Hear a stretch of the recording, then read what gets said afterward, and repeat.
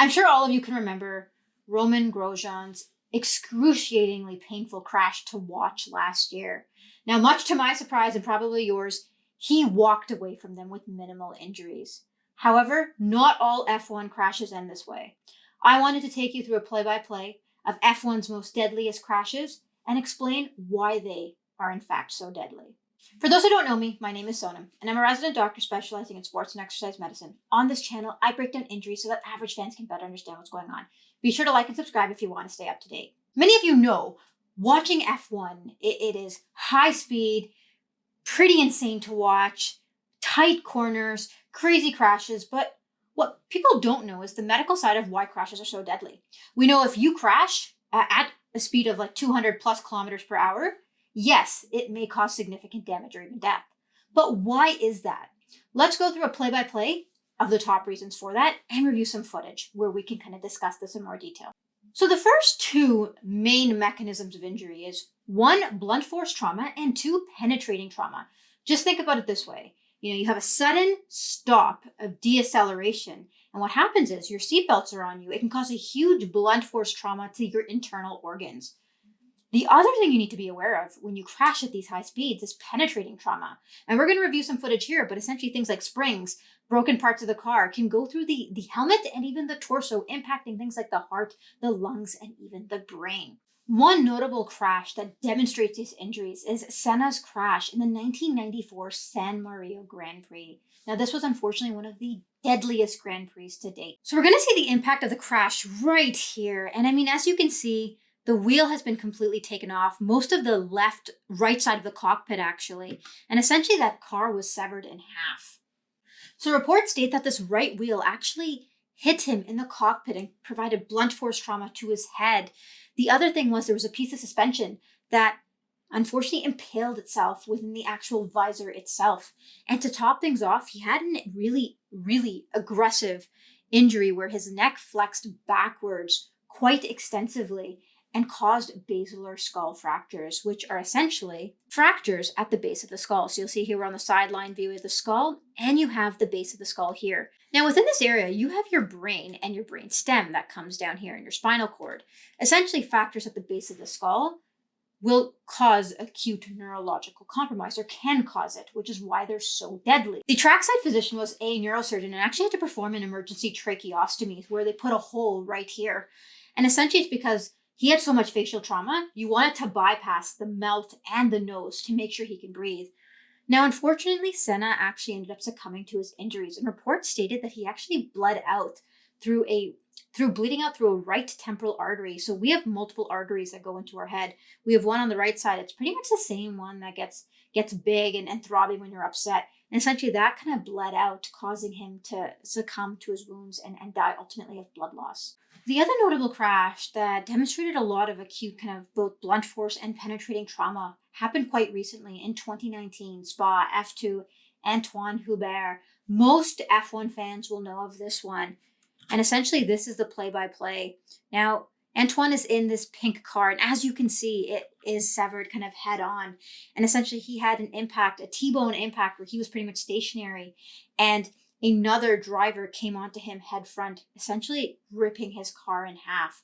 Now, we actually don't know the extent of injuries, as they were not released due to respect for Anthonie's family, but we can only imagine with that type of blunt force trauma, there's quite a lot of penetrating and blunt trauma that can cause injuries to both different organs and things like skull and brain. And usually, so they pretty much reported that, the injuries were quite traumatic, and that's just unfortunately one of the mechanisms that ultimately resulted in his untimely death. So the third cause of a deadly F1 crash is spinal cord injuries. Now, with a sudden deceleration injury, you can actually get an increased flexion of your neck this way. That is extremely dangerous. And the reason why is it puts the back of your skull and your spinal cord in a compromised position. So the Hans device was created essentially to prevent this excessive forward flexion of the cervical spine, to prevent things like a fracture at the base of the skull. And what it is you essentially have this contraption that comes to the sides, and it gets strapped in, and the helmet is attached to these by means of two clasps, which are right here. And when an athlete or a driver has a sudden deceleration injury, it allows the head and the torso to move as one, which keeps the C-spine in good alignment.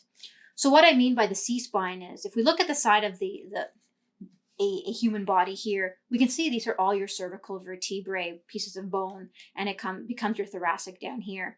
Now the C-spine has a little bit of a curve here. Now with excessive neck flexion, you can cause compromise to the base of the skull here, and you can have fractures to the base of the skull, which can be extremely dangerous. The other thing you can do is you can put your brainstem, which is this area right here, as well as your spinal cord, at risk by either causing stretch or causing fractures to the base of the skull, which can impact the spinal cord, cause kind of acute paralysis, other nerve injuries. The brainstem is also known for being kind of the primary generator for our ability to breathe without us having to think about it. So if you lose that ability to want to breathe, you can imagine that you're not going to get the oxygen to your brain, and that can be quite fatal in itself. An unfortunate example of a basilar skull fracture actually occurred also during the 1994 San Marino Grand Prix. And this was prior to Senna's crash, which ultimately resulted in his fatality as well.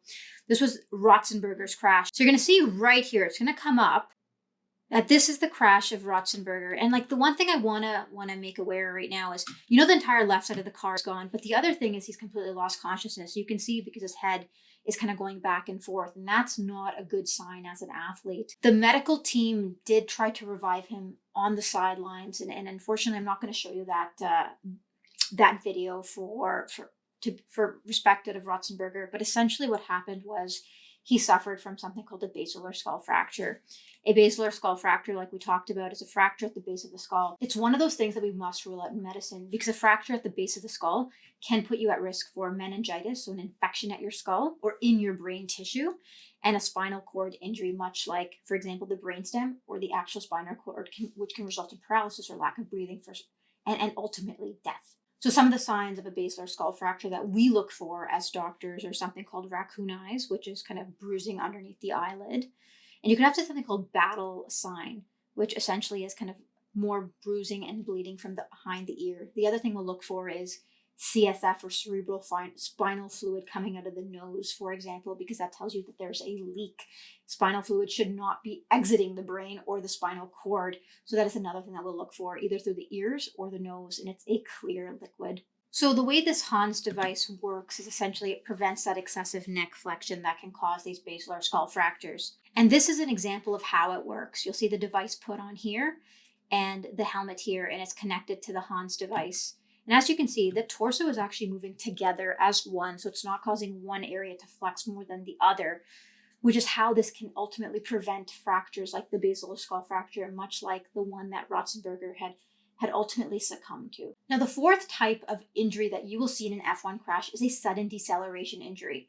What does that mean? So think about these cars. They're going 250 kilometers per hour, and they're ultimately colliding with a barrier, going from that to zero. And the amount of G forces that is put on an athlete and a driver at that point is insurmountable, and you just cannot fathom it. For example, the Grosjean crash, essentially he hit about 67 Gs of force at the peak of his crash and deceleration, and it is amazing that he didn't lose any consciousness. Now, we did talk about things like the basilar skull fracture and the neck flexion, which is really part of deceleration injuries, because it's, as you slow down, you're getting this whiplash effect. The other thing, though, that is really dangerous is aortic trauma. So we talked about it, and some people have commented on my previous video on the Grosjean crash that they were absolutely surprised that there was no aortic dissection. So essentially, what is the aorta? The aorta is the largest blood vessel in our body. So this is our heart here. And as you can see, there's this nice C-shape aorta that it comes down and pretty much supplies the majority of the body. If you take a look down here, it's quite extensive.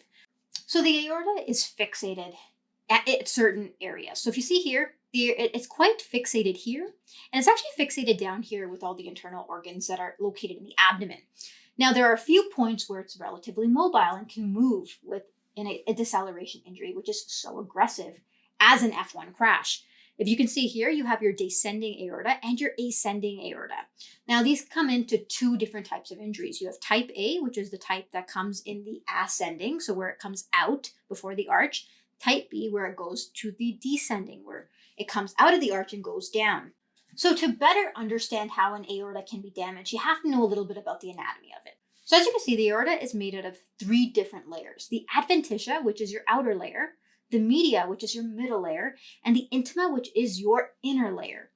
And essentially what happens is when there is a deceleration injury, you have a shear force happening. So if it's fixated at one point and fixated at the other, but there's a mobile area in the middle, with gravity and with a deceleration, this area is going to move forward while the fixated part stays fixated in the thorax.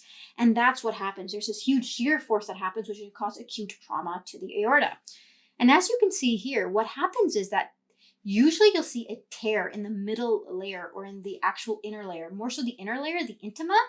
And what happens is when you have that tear in the inner layer, it creates a false lumen. So blood will go in between the two, like the innermost and the middle layers, causing blood buildup in one of the walls. And what happens is it pushes the main artery and the main opening smaller and smaller. So essentially blood can't get to the rest of the body.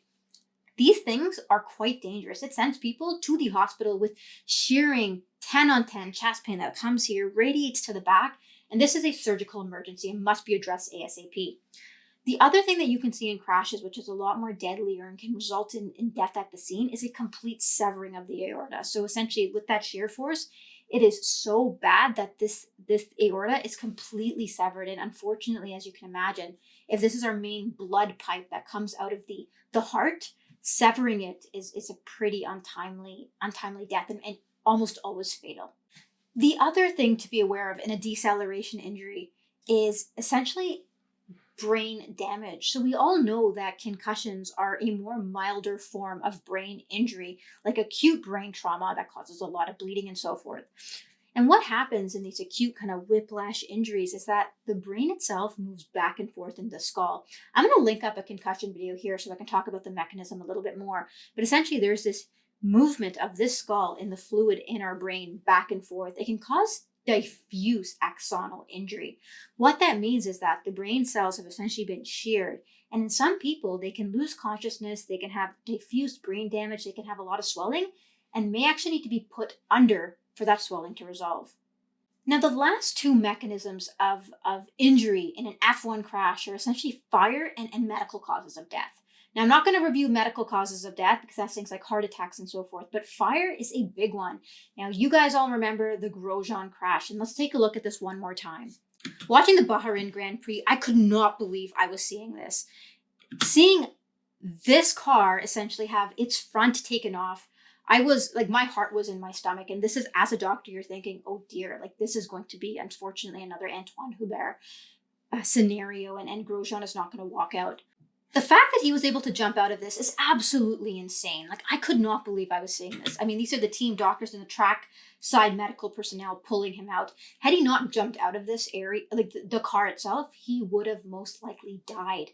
Now, he escaped essentially with a little bit of a foot injury, some 2nd and 3rd degree burns on his hands, which I covered in this video up here, and a thumb injury. But for the most part, he walked out alive, and he's the man who cheated death.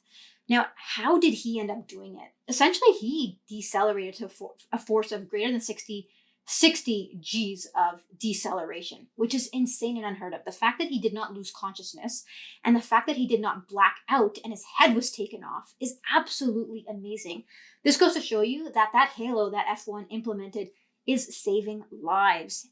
And the fact that he did not lose consciousness, we can't explain. The other thing that is absolutely insane about his escape is that his aorta was intact. He didn't have any kind of aortic dissection or an injury to that giant blood vessel. How he managed that, we have no idea, because essentially that is an injury based on sudden deceleration and velocity. Now for him, he did have some burns on his hands, and they were mainly 2nd and 3rd degree burns. So you'll see, put a picture up here, he had grafts and dressings on his hands. Biggest things you need to be aware of with this is when burns get more severe, the grafts are not as stretchy and pliable as your regular skin. So he's going to have some difficulty when it comes to, holding a wheel for a prolonged period of time. And this is something he's going to have to work on continuously, moisturize and stretch the skin so that he's able to drive now in Indy. So this is a quick summary of the deadly causes of F1 crashes. Now, the footage that we reviewed was is and will always be disheartening to look at, because these are great racers that lost their lives to these crashes. But as medical doctors, I wanted to educate everybody on these mechanisms and why racing can be so deadly and these crashes can be so deadly. The good things are, though, that F1 is constantly implementing new standards like the Hans device and the Halo, and these things have been shown to prevent a lot of these injuries that we talked about. Much like driving a car every day, we are always at risk for being in a fatal based crash like the ones that we're seeing right here. The key is to take all the steps that we can to prevent these injuries. Now, if you have any questions or comments about these, leave them down below. If you like this video, please like and subscribe to my channel. For now, that's all.